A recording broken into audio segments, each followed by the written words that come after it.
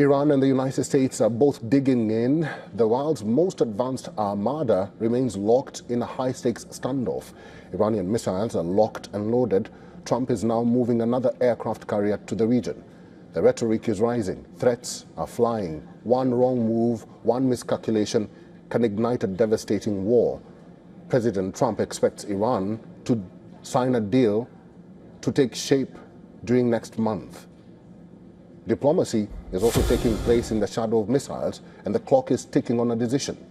Our next story takes a look at why Trump has yet to attack Iran despite thrusting the full military weight in West Asia.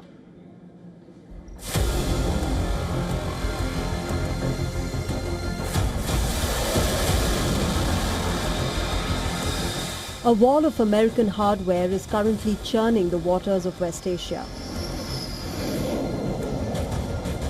The USS Abraham Lincoln Carrier Strike Group is ready to strike. Its flight deck crowded with F-35C Lightning IIS and Super Hornets are ready to strike at a moment's notice. The nuclear-powered warship is flanked by American destroyers loaded with Tomahawk missiles.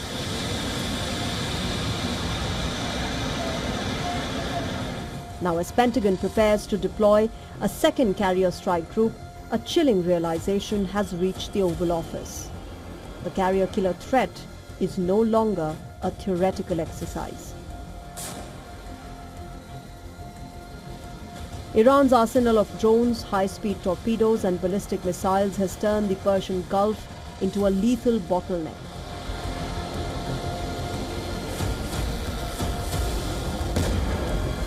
For President Trump, the dilemma is deep. Launching a strike could mean bringing the crown jewel of American military in the crosshair of a swarm of low-cost drones and hypersonic projectiles. Iran also boasts of high-speed torpedoes which can strike at high speeds.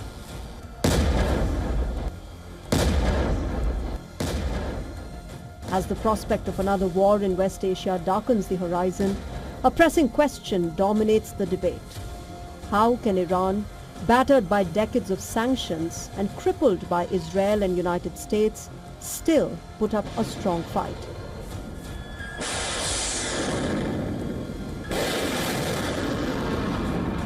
During the 12-day war in June 2025, Israel had undisputed air supremacy over Iranian territory. Iran's air force was virtually non-existent, and its air defense network was methodically dismantled by sustained Israeli strikes.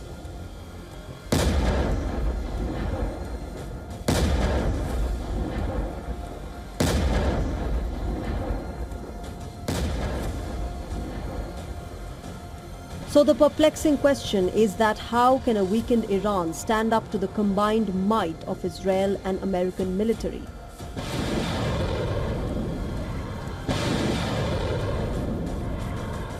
Iran has learned hard lessons from the June war. It has rapidly replenished its missile arsenal. Iran has several long-range missiles, some of them are hypersonics. Israel knows the pain firsthand. Despite having one of the world's most advanced missile defense systems, it failed to intercept many Iranian missiles.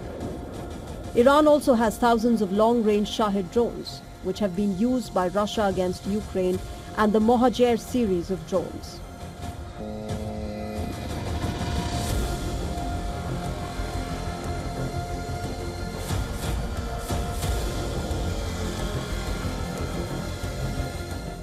Clearly, Iran is not defenseless and it is not reckless. It has spent decades building a military strategy designed for one purpose: make any attack painfully expensive.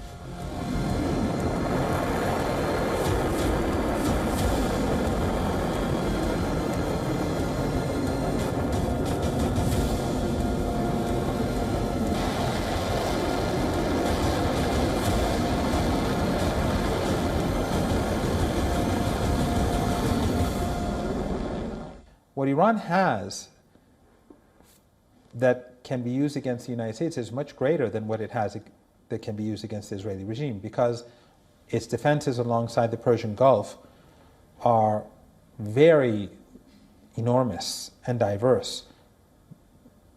short-range missiles, medium-range missiles, countless drones, submarines, everything in the Persian Gulf, and on the other side of the Persian Gulf where U.S. bases exist, can be easily destroyed. This is not a war that the United States can win. Iran has repeatedly threatened that it could hit U.S. military bases in the region. America has deployed over 40,000 soldiers stationed at nearly 18 military bases. At sea, the equation becomes more dangerous. Analysts say that Iran does not need to destroy a carrier strike group. It needs to cripple one to change the tide of the war. Fast attack boats moving at high speed, armed with rockets and torpedoes, operate in packs. Naval mines can shut shipping lanes within hours. Torpedoes launched from submarines or coastal batteries threaten the most valuable symbols of U.S. naval power.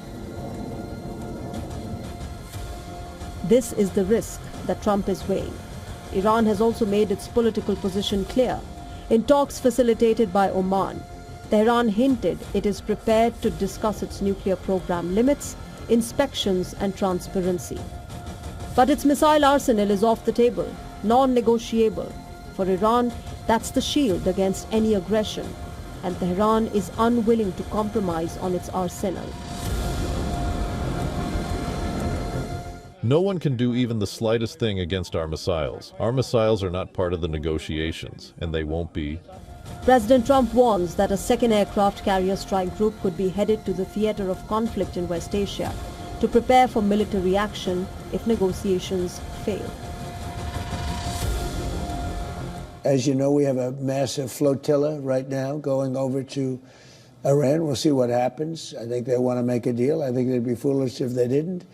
We took out their nuclear power last time, and we'll have to see if we take out more this time. Amid the war frenzy, Tehran says millions marked the 47th anniversary of the Islamic Revolution. Images from across Iranian cities. Iranians came out in large numbers, waving national flags. The images of support stood in stark contrast to the wave of protests last month, a clear show of strength for the Iranian authorities.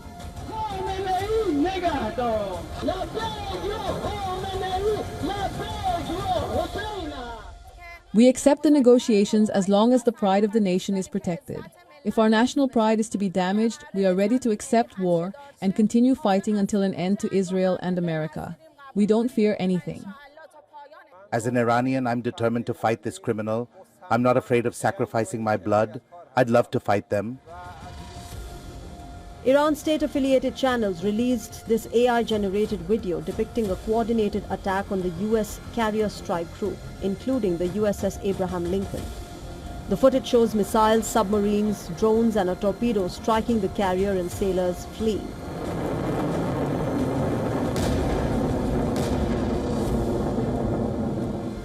As Washington is pushing Tehran to accept a deal, Vice President J.D. Vance has warned that if talks fail, then there are other options. At this point, how confident are you in going the diplomatic route? Do you think that is still going to be successful, or are we're leaning more towards a military strike? Well, look, the president's told his entire senior team that we should be trying to cut a deal that ensures the Iranians don't have a nuclear weapon.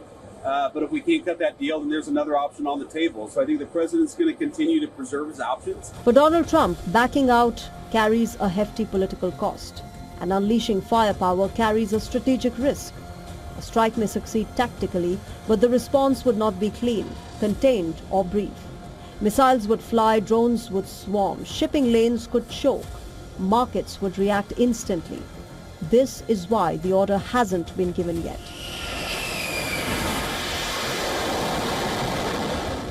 The world's most powerful military is facing a harsh reality. It cannot bomb away its enemy. Iran's deterrence is built on resilience, numbers and geographical positioning. A war with Iran would be long and painful. Trump knows that, and therefore the strategic delay. Bureau Report, WION World is One.